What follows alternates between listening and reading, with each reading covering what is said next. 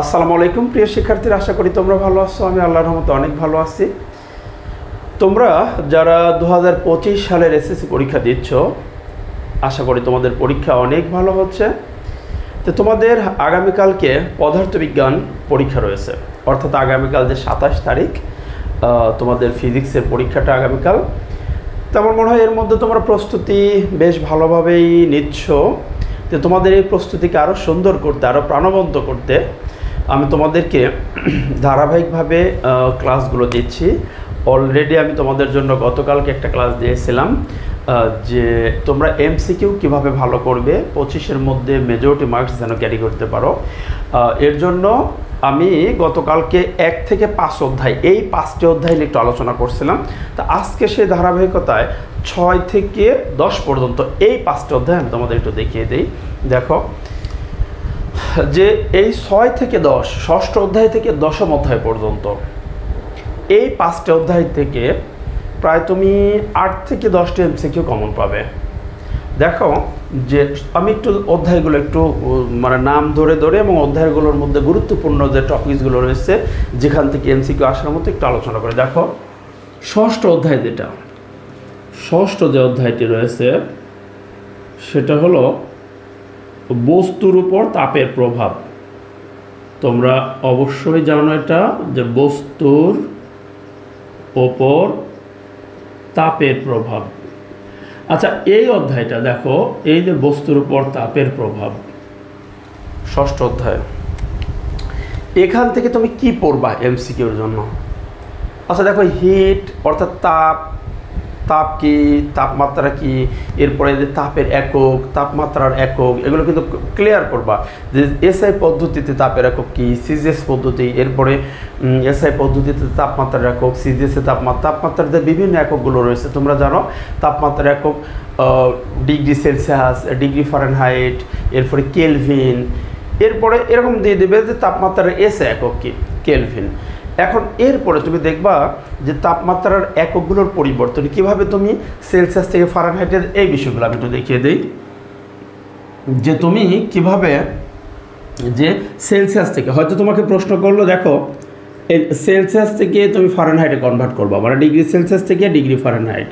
আচ্ছা, এরপরে আবার তোমাকে এরকম দিবে সেলসিয়াস থেকে তুমি কিভাবে কেলভিন করবা, তারপরে তোমাকে দিবে ফারেনহাইট থেকে তুমি কিভাবে সেলসিয়াস করবা, ফারেনহাইট থেকে তুমি কিভাবে কেলভিন করবা। এই যে রূপান্তরগুলো, অর্থাৎ একটা তাপমাত্রার স্কেল, এটার থেকে তুমি কিভাবে অন্য একটা স্কেলে কনভার্ট করতে পারবা, এই বিষয়গুলো কিন্তু পরীক্ষা আসতে পারে। যে এরকম দিল যে মানুষের শরীরের স্বাভাবিক তাপমাত্রা 98.4 ডিগ্রি ফারেনহাইট, এটা সেলসিয়াসে কত, এটা কেলভিনে কত, এগুলোকে কিন্তু তোমাকে রূপান্তর শিখতে হবে। তো এই জাতীয় ক্লাস কিভাবে তুমি, মানে কিভাবে তুমি কনভার্টগুলো খুব সহজে করতে পারবা, অর্থাৎ শর্টকাট পদ্ধতি 20 সেকেন্ডের মধ্যে তুমি করতে পারবা, সেই ক্লাসগুলো কিন্তু আমার চ্যানেলে রয়েছে। তোমরা ইচ্ছা করলে এই ক্লাসগুলো দেখে আসতে পারো। এরপরে তোমরা দেখো যে এইখান থেকে তোমরা আর কি পাবা ষষ্ঠ অধ্যায়ের ভেতর থেকে, সেটা হলো যে পদার্থের যে প্রসারণগুলো, অর্থাৎ কঠিনের প্রসারণ, তরলের প্রসারণ, গ্যাসের প্রসারণ, এই যে আলফা, বিটা, গামা। তোমরা দেখবা যে কঠিন পদার্থের প্রসারণ আবার 3 ধরনের হয়: দৈর্ঘ্য প্রসারণ, ক্ষেত্র প্রসারণ, আয়তন প্রসারণ। এখানে দেখবা প্রসারণ সহগগুলো যে রয়েছে, অর্থাৎ তোমরা এই যে আলফা, বিটা, গামা থিওরিগুলো একটু ভালো করে দেখবা, যে এখানকার আলফা ইকুয়াল কি, বিটা ইকুয়াল কি। বিশেষ করে আলফা, বিটা, গামার মধ্যে কিন্তু একটা রিলেশন আছে, তোমাদের কি মনে পড়ে যে 2 গামা, এই দেখো এরকম রিলেশন আছে যে একটা gamma equal 3 alpha, beta equal 2 alpha, এই যে রিলেশনগুলো দেখো। এরপরে তোমরা এরকম দেখবা যে gamma equal 3 alpha, beta equal 2 alpha. আচ্ছা, এরপর আবার গামার বিটার মধ্যেও কিন্তু রিলেশন রয়েছে, যে 2 gamma equal 3 beta, 2 gamma equal 3 beta. এরকম করে কিন্তু তোমরা দেখবা যে আলফা, বিটা, গামা আবার 3টার মধ্যে রিলেশন রয়েছে। তো এই বিষয়গুলো তোমরা কিন্তু একটু ক্লিয়ার হবা। আচ্ছা, এরপরে এইখান থেকে তোমরা দেখবা যে তরলের যে 2 ধরনের প্রসারণ আছে, আপাত প্রসারণ, প্রকৃত প্রসারণ। এরপর গ্যাসীয় পদার্থের ক্ষেত্রে তোমরা দেখবা যে গ্যাসের যে প্রসারণটা আছে, এখান থেকে এই বিষয়গুলো তোমরা দেখলে দেখবা তোমাদের কমন পড়বে। গ্যাসীয় পদার্থের প্রসারণ, ওই যে আর এর যে ভ্যালুটা আছে না, যে গ্যাস ধ্রুবক যেটাকে বলা, আর 8.314 যেটা, এই মানগুলো তোমরা ভ্যালুগুলো একটু দেখবা। আচ্ছা, আমার মনে হয় যে ষষ্ঠ অধ্যায় থেকে বিশেষ করে আমি যদি একেবারে সামারাইজ করি, তাহলে তাপমাত্রার যে এককগুলোর যে পরিবর্তনটা, তার মানে কীভাবে তুমি ওই যে সেলসিয়াস, ফারেনহাইট, কেলভিনের রূপান্তরটা ভালোভাবে দেখবা যে এর মধ্যে ইনশাল্লাহ আসবে। আচ্ছা, পরের যে অধ্যায়টা আছে, ষষ্ঠর পরের যে অধ্যায়টা আছে, সপ্তম অধ্যায় যেটা, এটাতে একটু যাই। দেখো সপ্তম অধ্যায় তরঙ্গ শব্দ, এই অধ্যায়টাতে একটু যাই। দেখো তরঙ্গ ও শব্দ, ওয়েভ অ্যান্ড সাউন্ড। তরঙ্গ শব্দ অনেক গুরুত্বপূর্ণ অধ্যায়, সৃজনশীল কিন্তু মাস্ট এখান থেকে আসবে, তোমরা সেটা প্রস্তুতি নেবা সৃজনশীলের জন্য। আর এমসিকিউ যেটা বলো, দেখো এমসিকিউর জন্য কী কাজ করবে, এখান থেকে তুমি তরঙ্গ সংশ্লিষ্ট যে রাশিগুলো আছে, তরঙ্গ সংশ্লিষ্ট 7টা রাশি পাবা। পূর্ণ কম্পন কি, দেখো পূর্ণ কম্পন, তরঙ্গ দৈর্ঘ্য, পর্যায়কাল, কম্পাঙ্ক, দশা, বিস্তার, তরঙ্গ বেগ, প্রত্যেকটা রাশির ক্লিয়ার কনসেপ্ট রাখবা যে কম্পাঙ্ক কি, দশা কি, ওই যে এরকম চিত্র দিয়ে বলবে যে কোনটি সমদশায় রয়েছে, কারা সমদশায় আছে, এই বিষয়গুলো অর্থাৎ ওয়েবের ফিগারগুলো দিয়ে তোমাকে কিন্তু জিজ্ঞেস করবে। দেখো এরকম করে দিয়ে বলবে যে এইখানে ধরো একটা কণা এক্স, এইখানে এক্স প্রাইম, এইখানে ওয়াই, এইখানে ওয়াই প্রাইম, ঠিক আছে। এরকম করে তোমাকে ধরো দিবে যে দেখো যে নিচের কোনটি সমদশায় আছে, বা চিত্র থেকে দেখা যায় সমদশায় কোনটি আছে, এক্স প্রাইম নাকি এক্স ওয়াই, নাকি ওয়াই এক্স প্রাইম, নাকি এক্স প্রাইম ওয়াই প্রাইম, এরকম করে প্রশ্নগুলো দিবে। তো তোমাকে এই বিষয়গুলো কিন্তু বুঝতে হবে, যে সমদশা, বিপরীত দশা। তোমরা এগুলো এই সংক্রান্ত যে কোনো ক্লাস তোমরা আমার চ্যানেলে ঢুকলেই কিন্তু দেখবা যে অসংখ্য ফিজিক্সের ভিডিওগুলো রয়েছে, প্রত্যেকটা প্লে লিস্ট দেখে তোমরা কিন্তু ঢুকতে পারো, শর্টকাট পদ্ধতিতে কীভাবে করতে পারো সব কিছু দেওয়া আছে। আচ্ছা, তরঙ্গ শব্দ থেকে আর কি পড়বা, তরঙ্গ শব্দের ভেতরে তোমরা পাবা এইখান থেকে ওই যে শব্দ থেকে তোমরা কিন্তু অনেক ধরনের প্রশ্ন পাবা, যে ওই যে তাপমাত্রা বৃদ্ধির সাথে যে শব্দের বৃদ্ধিটা এরকম দেবে, 20 ডিগ্রি সেলসিয়াস তাপমাত্রায় বাতাসে শব্দের বেগ কত, বাতাসে শব্দের বেগ, এই যে তাপমাত্রা বৃদ্ধির সাথে সাথে শব্দের বেগের যে বৃদ্ধি ঘটে, এই বিষয়টা কিন্তু একটু কনফার্ম হবা যে 20 ডিগ্রি সেলসিয়াস তাপমাত্রায় বাতাসে শব্দের বেগ কত, এরকম প্রশ্নগুলো দিবে। তো এই প্রশ্নগুলো তোমরা দেখবা, শর্টকাট করার পদ্ধতি আমি দিয়ে দিচ্ছি, এইগুলো দেখবা।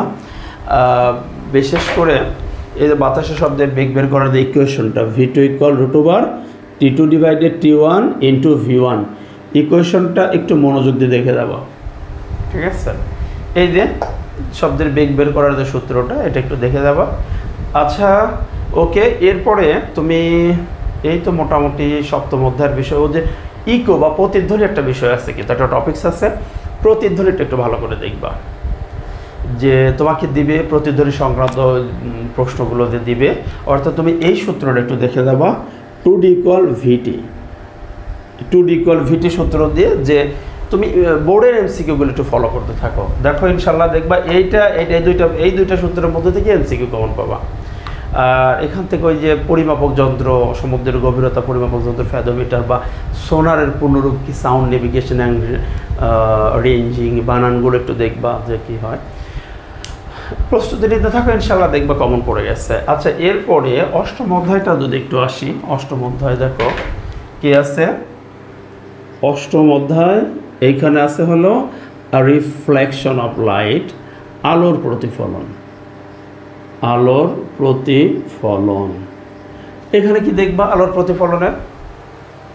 প্রতিফলনে দেখবা যে ওই যে নেচার অফ লাইট, আলোর প্রকৃতি, তার চুম্বক তরঙ্গ যে 7টা আছে, যে গামা রশ্মি, এরপরে আছে হলো এক্স রে রশ্মি, যেটা এরপরে আছে হলো আল্ট্রাভায়োলেট রশ্মি, এরকম যে 7টা তাড়িৎ চুম্বক তরঙ্গ তুমি এই যে এভাবে মনে রাখতে পারো। 7টা তাড়িৎ চুম্বক তরঙ্গের সিরিয়ালটা কিন্তু, যে কার চেয়ে কার তরঙ্গ দৈর্ঘ্য বেশি, কার কম্পাঙ্ক বেশি বা কম, এই বিষয়গুলো কিন্তু ক্লিয়ার হতে হবে। দেখো 7টা তাড়িৎ চুম্বক তরঙ্গ দেওয়া আছে, আমি আসলে এভাবে দেখো ALIM, আমার চ্যানেল অবশ্যই শর্ট আকারে দেওয়া আছে কীভাবে, এই দেখো আলিম লিখলাম, তার আগে একটা আর, পেছনে একটা আর, সামনে একটা জি।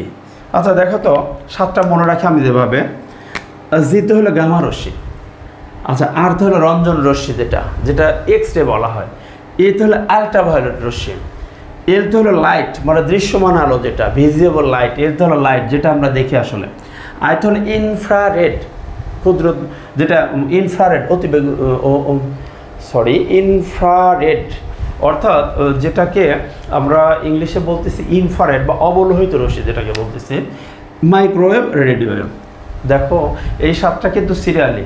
আচ্ছা, তুমি এই যে বাম থেকে যত ডানে যাবা কি বাড়বে? ল্যামডা বাড়বে, তরঙ্গ দৈর্ঘ্য বাড়বে। আচ্ছা, ল্যামডা যদি বাড়ে তাহলে বাম থেকে ডানে গেলে কি কমবে? এফ কমবে, ফ্রিকোয়েন্সি কমে যাবে। এই সিরিয়ালগুলো বেশ ভালোভাবে মনে রাখবা, কারণ এমসিকিউ দেবে নিচের কোনটি তরঙ্গ দৈর্ঘ্য সবচেয়ে বেশি, সবচেয়ে কম। তাহলে কি বলছি, প্রথমে দেখো আমি এইটুকু লিখলাম। দেখো তোমরা ডিটেলস আমার চ্যানেলে গেলে দেখতে পারবে, এটা সুন্দর করে দেওয়া আছে। এই দেখো, আগে প্রথমে আলিম লিখলাম, ALIM, একজনের নাম তো হইতে পারে আলিম নাকি, তার আগে একটা আর, মানে আলিম নামের পূর্বে একটা আর, পেছনে একটা আর, তার সামনে আবার একটা জি। তারপরে প্রত্যেকটা সে গামা রশ্মি, রঞ্জন রশ্মি, আল্ট্রাভায়োলেট রশ্মি, লাইট, ইনফ্রারেড, মাইক্রোওয়েভ, রেডিওওয়েভ, সিরিয়ালটা মনে রাখবা। তাহলে দেখবা যে হ্যাঁ এখান থেকে প্রশ্ন আসতে পারবা। আবার দেখো এই লাইট, এই যে দৃশ্যমান আলো এর কিন্তু আবার 7টা রং, একে 7টা কালারে বিভক্ত, বেনি আসহ কলা, সেটাও তো তোমরা জানো তাই না, যে বেনি আসহ কলা, তার মানে বেগুনি, নীল, আসমানি, সবুজ, হলুদ, কমলা, লাল, এগুলোরও কিন্তু যত বাম থেকে ডানে যাবা ল্যামডা বাড়বে আর এফ কমবে। এই বিষয়গুলো অর্থাৎ নেচার অফ লাইট, আলোর প্রকৃতির এই বিষয়গুলো একটু ভালো করে দেখবা। এরপরে এখান থেকে দেখবা যে লক্ষ্যবস্তু কোথায় রাখলে, অর্থাৎ তোমরা এই টাইপের প্রশ্ন পাবা যে ওই যে মানে 6 রুল অফ কনকেভ মিরর, এখান থেকে তো তুমি আসলে দর্পণের পড়াশোনাগুলো পাচ্ছ। যে তোমরা দেখবা যে মেইনলি 2 ধরনের দর্পণ আছে, একটা হলো সমতল দর্পণ, একটা গলীয় দর্পণ। গলীয় দর্পণ আবার 2 প্রকারের আছে, একটা উত্তল, একটা অবতল। এই যে বিশেষ করে এই অধ্যায় অবতল দর্পণটা ভালো করে পড়ো তো একটু, কারণ অবতল দর্পণের দেখো 6টা যে নিয়ম আছে, মানে লক্ষ্যবস্তু কোথায় থাকলে বিম্ব কোথায় গঠিত হবে। এই যে এরকম তোমরা দেখে থাকবা, ধরো যে একটা অবতল দর্পণ, এর সামনে লক্ষ্যবস্তু। এখন ধরো যে এটা একটা অবতল দর্পণ। আচ্ছা, অবতল দর্পণের সামনে এখন লক্ষ্যবস্তু কোথায় থাকলে বিম্ব কোথায় হবে। এই যে অবতল দর্পণের মনে করো যে এটা হলো পোল বা মেরু, বক্রতার প্রধান ফোকাস, বক্রতার কেন্দ্র, 6টা জায়গায় লক্ষ্যবস্তুতে রাখা যায়। এই 6টা জায়গায় যেমন অসীমের লক্ষ্যবস্তু রাখা যায়, অসীম বক্রতার কেন্দ্রের মধ্যে রাখা যায়, বক্রতার কেন্দ্রের উপরেই রাখা যায়, বক্রতার কেন্দ্র প্রধান ফোকাসের মধ্যে রাখা যায়, প্রধান ফোকাসের উপরে রাখা যায়, প্রধান ফোকাসও মেরুর মধ্যে রাখা যায়। এই যে 6টা, 1 2 3 4 5 6, কোথায় কোথায় লক্ষ্যবস্তু রাখা যায় এই বিষয়গুলো তোমাকে ক্লিয়ার হতে হবে। তাহলে লক্ষ্যবস্তু, কারণ এমসিকিউ দিবে, লক্ষ্যবস্তু যদি অবতল দর্পণের বক্রতার কেন্দ্র এবং অসীমের মধ্যে থাকে বিম্ব কোথায় হবে, তখন কি করবা। তাহলে এটা দেখবা আমার চ্যানেলে একেবারে তুমি যেভাবে বোঝার মতো করে সহজ করে শর্ট করে দেওয়া আছে, তুমি দেখে আসতে পারো, খুব দ্রুত অ্যান্সার করতে কীভাবে পারবা। ওই যে একটা রুলস দেওয়া আছে আমাকে এভাবে 15 24 33, এরকম একটা রুলস দেওয়া আছে যে 15 24 33, এই ডিজিট মনে রাখলে হবে যে লক্ষ্যবস্তু যদি 1-এ থাকে বিম্ব হবে 5-এ। আচ্ছা, লক্ষ্যবস্তু যদি 5-এ থাকে বিম্ব হবে 1-এ, লক্ষ্যবস্তু যদি 2-এ থাকে বিম্ব হবে 4-এ, যদি 4-এ লক্ষ্যবস্তু থাকে বিম্ব হবে 2-এ, আর 3-এ থাকলে 3-এই হবে, মানে কেন্দ্রে লক্ষ্যবস্তু থাকলে কেন্দ্রে হবে। আর লক্ষ্যবস্তু যদি প্রধান ফোকাস আর মেরুর মধ্যে থাকে অর্থাৎ 6-এ থাকে তাহলে বিম্ব হবে আয়নার পেছনে। ডিটেলস তোমরা আমার চ্যানেলে পাবা। আচ্ছা, এরপর এই বিষয়গুলো তুমি দেখো, ইনশাল্লাহ কমন পড়বে। আর 3টা দর্পণের ব্যবহার দেখো, সমতল, উত্তল, অবতল, কোথায় কোথায় কোনটা লাগে দেখবে এমসিকিউ কমন পড়ে যাচ্ছে। আচ্ছা, নবম অধ্যায় যেটা রিফ্র্যাকশন অফ লাইট, আলোর প্রতিসরণ, এটা নিয়ে যদি একটু কথা বলি। নবম এটা নবম অধ্যায়, এটার নাম কি? আলোর প্রতিসরণ। আলোর প্রতিসরণ, আলোর প্রতিসরণ থেকে তুমি 3টা টার্ম আসলে এখানে গুরুত্বপূর্ণ। একটা প্রতিসরণাঙ্ক, প্রতিসরণাঙ্কের পর্বগুলো ছোট্ট ছোট্ট সূত্রগুলো আছে, স্নেলের সূত্র আছে, এরকম করে দেখবো 7-8টা ছোট ছোট সূত্র আছে যে প্রতিসরণাঙ্ক নিয়ে, কিন্তু আলোর বেগের সাথে প্রতিসরণাঙ্কের রিলেশন আছে। এরকম করে তোমরা এই ছোটো ছোটো সূত্রগুলো একটু দেখতে থাকবা, দেখবা ওই যে যেটা আছে হলো এখান থেকে পূর্ণ অভ্যন্তরীণ প্রতিফলন, ক্রান্তিকোণ বা সংকটকোণ যেটা আছে সেই সূত্রটা একটু দেখবা। এই ট্রামগুলো ছোটো ছোটো সূত্রগুলো একটু দেখবা দ্রুত এমসিকিউ করা যায় কীভাবে, সেটা আমার চ্যানেলে আছে, দেখে আসতে পারো। আর নেক্সট তোমরা এখান থেকে লেন্সের বিষয়টা আছে, একটু লেন্সটা দেখবো। আসলে দর্পণ তোমরা যারা বোঝো তারা কিন্তু লেন্সের এখানে উত্তর লেন্সটা একটু ভালো করে দেখবা, যে উত্তর লেন্সের যে সামনে 6টা জায়গায় লক্ষ্যবস্তু রাখা যায় এটা একটু দেখবা।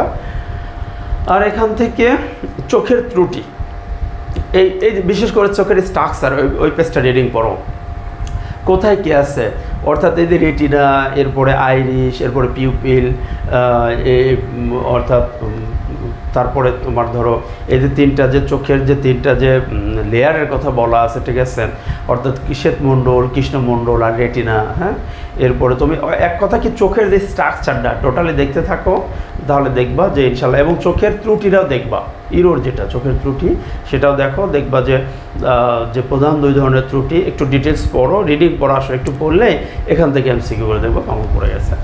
আচ্ছা, এরপরে ফাইনালি আমরা 10ম অধ্যায়টা যদি একটু দেখি, 10ম অধ্যায় স্ট্যাটিক্যাল ইলেকট্রিসিটি, স্থির বিদ্যুৎ। স্থির বিদ্যুৎ এটা একটু দেখো। স্থির বিদ্যুতে কি পড়বা? স্থির বিদ্যুতে হলো প্রথমে দেখবা যে আধান পরিমাপক যে যন্ত্রটা, আধানের অস্তিত্ব প্রকৃতি পরিমাপক যন্ত্র, অর্থাৎ যেটাকে আমরা বলি ইলেকট্রোস্কোপ বা তড়িৎবীক্ষণ যন্ত্র, এটার একটু গঠন দেখবা। গঠন বিশেষ করে এটা কীভাবে আধানের অস্তিত্বটা বা প্রকৃতিটা পরিমাপ করে একটু রিডিং দেবা। এরপরে এখান থেকে ছোটো ছোটো যে সূত্রগুলো আছে, ঠিক আছে, এখান থেকে তোমরা দেখবা যে টপিকসগুলো পাবা, বিশেষ করে এমসিকিউর জন্য লাস্টের যে টপিকস, ওইদিকে ক্যাপাসিটর, ধারক, ক্যাপাসিট্যান্স, ধারকত্ব, ধারকের সঞ্চিত শক্তির রাশিমালা, ধারকের যে সমীকরণটা ওটা একটু দেখবা, ধারকত্বের সমীকরণটা দেখবা।